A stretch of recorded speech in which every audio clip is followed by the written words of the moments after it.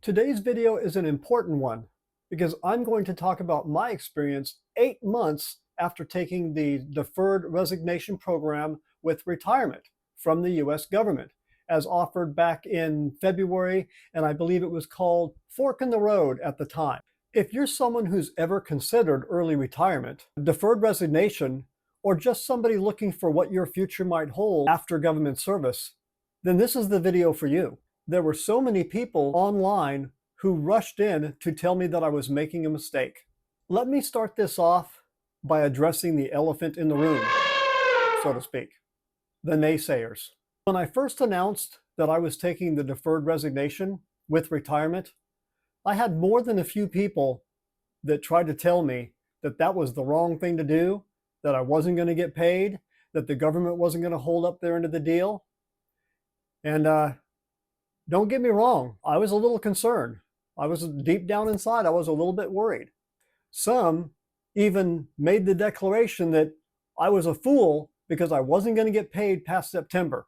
Well, here it is, nearly the end of November, and guess what? I'm still getting paid. Now, to be transparent and clear, there was some time when I was a little concerned. As many of you know, we had a government shutdown from the 1st of October all the way into the first week or so of November. And sure, that period had me wondering, because remember, it began after the end of September when everybody said, well, you're not going to get paid anymore. But there's some lessons that I learned from this. And here's the truth. In the end, I was paid, and I received back pay for the time that I was not getting paid. So it all did work out. So if you're out there worrying about all these people that told you what might happen, not all of them know what they're talking about. Some of them flat out declared that I wasn't going to get paid and I was a fool to take this. Who's the fool now? Now, to go back to the beginning, when I first entered this program, I was a little apprehensive. I had to put my faith into a government that I had spent probably more than 40 years with, that at times, well, they weren't really good at holding up their end of the deal. You know what I mean? I came in the Army originally in 1982. So I think that's normal. Anytime you choose a path that's different from what you would normally consider your career, it's going to bring about some apprehension. For those of you who have done this, and for those of you who may be considering it in the future, there are some things you're going to have to deal with. Things like doubt, even some fear of the unknown. And if you're thinking of doing something like this in the future, hear me on this. Your apprehension doesn't mean you're making a mistake.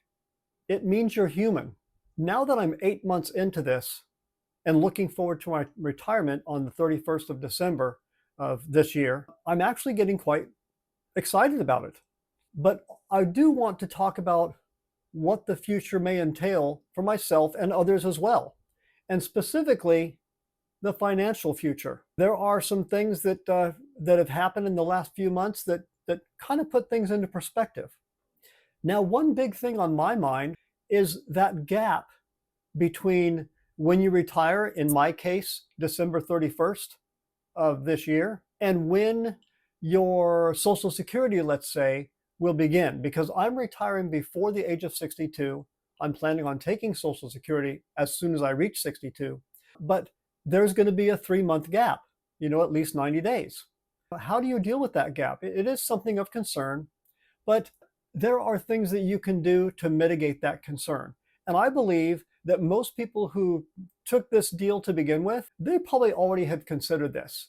And for those of you who may come up under a deal like this in the future, well, this is something for you to think about and consider also. When it comes to that period of time between when my pay actually stops from the job that I've had for the last 21 years until March, when Social Security will begin, actually it would be April 1st or the beginning of April, that gap is real. That's a 90-day period that I'm going to have one less form of monetary funds in retirement. Now, granted, Social Security is not a large part of my retirement portfolio. And if you've worked for the government for many, many years, it may not be yours either. But if you've worked for a corporation or you've worked outside of this government agency or government area, that gap, it's real. It's a real issue. But I will say this, the gap is not insurmountable. The one thing that I've learned from this government shutdown is that even though that gap in funds is real, it's not something to be that concerned about. Now, here's a few things that I've learned and I've done, or that I'm seriously considering for the future. And this is something I believe that will help you out as well, and anybody else who's considering this type of offer in the future. You have to remain flexible and be willing to pick up some extra income wherever possible. In my particular case, as soon as the government shutdown began, I had filled out an online application to become an Amazon Flex delivery driver. It's a part-time gig. It works on my time. You basically use an app and you can go on and find gigs or what they call blocks, where you go in to a warehouse, you pick up a bunch of packages. They have an app that tells you exactly where to go to deliver these packages. And you can do like 2, 3, or even 4 hour blocks of delivery driver stuff. Now, the downside is you have to have your own transportation, has to be a mid-sized vehicle or above. In my case, I have a big truck. So gas-wise, wasn't the best thing. But what I did learn was by being a little bit prepared, I can at least try to lessen that gap. Now, am I going to do this forever and ever? No, probably not. I had to be prepared to say, okay, I'm going to pick something up on the side. So I went out there, I did 3 different blocks. I delivered 3 different days, and I made $213 on those 3 different blocks. That was roughly, $20 an hour. And I can write the gas and the maintenance off on my vehicle at the end of the year. Now, there's other things out there too. I've learned that there's apps so you can be a grocery delivery driver. Of course, there's Uber. That wasn't a really good fit for me.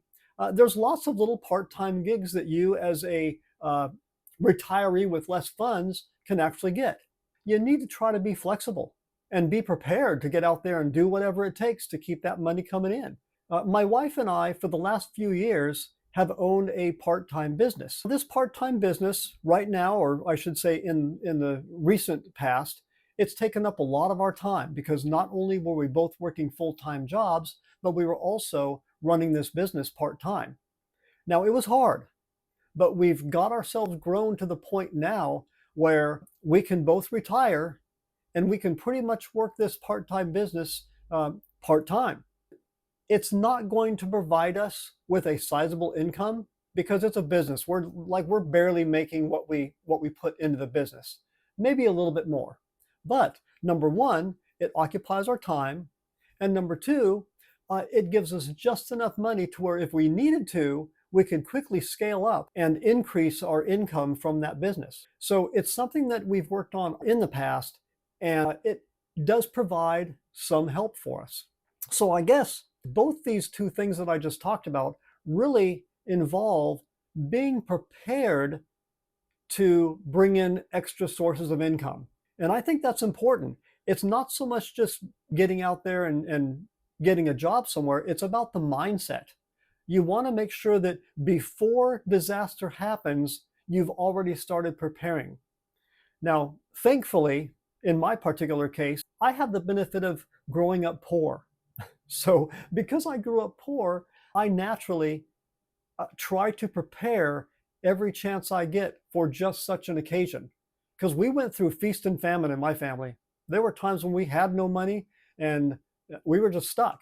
But we always had a couple of things going on. We were always prepared to get out there and do what it took to keep that money flowing in. Keep in mind that by keeping busy, even if it's just enough to keep your head above water, it still psychologically provides an uplifting feeling for you. It provides a sense of purpose, even if you're not bringing in that much money. And that's important, and that leads me to my third item. The third thing that we did was immediately, we really started trying to cut back on our expenses. We were not necessarily decluttering in a sense of losing things, but we were shedding unneeded expenses.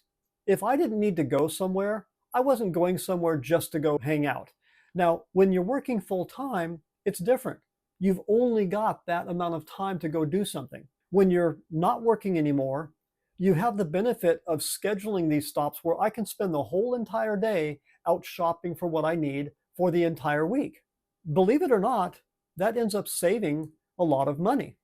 So that's the third thing that we did. We were prepared to cut back on expenses long before it became a crisis. It's not all doom and gloom. There's always going to be struggle. I look at it this way. Retirement allows me the time and flexibility to do the things I would like to do. But, retirement is not everything to everybody. It is the end of your working life. You're no longer making money. Now you're basically spending money. So yes, it takes planning. And yes, it also takes emotional preparation because the whole mindset changes. I'm not getting up and going to work every day. I kind of have to make my own schedule. And yes, it also takes courage to quiet those voices both internally and externally that are telling you that this is not going to work, this is not for me. Retirement isn't just about being financially prepared. Retirement is really about being emotionally prepared. You have to want to be retired. And it's okay if you're not in that place yet. But if you prepare yourself financially, emotionally, and mentally, retirement, even an early retirement, can be a positive, empowering, and exciting chapter in your life. So I'm still on the journey.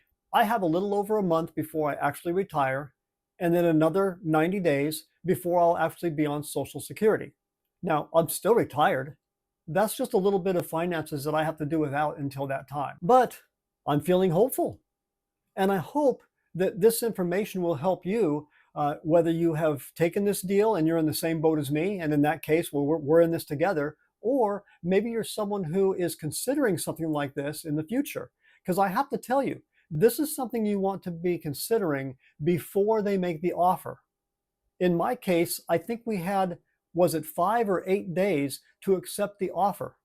It was very short fuse. I have a lot of friends that are now telling me, wow, I wish I would have taken that deal. If it comes up again, I'll take it.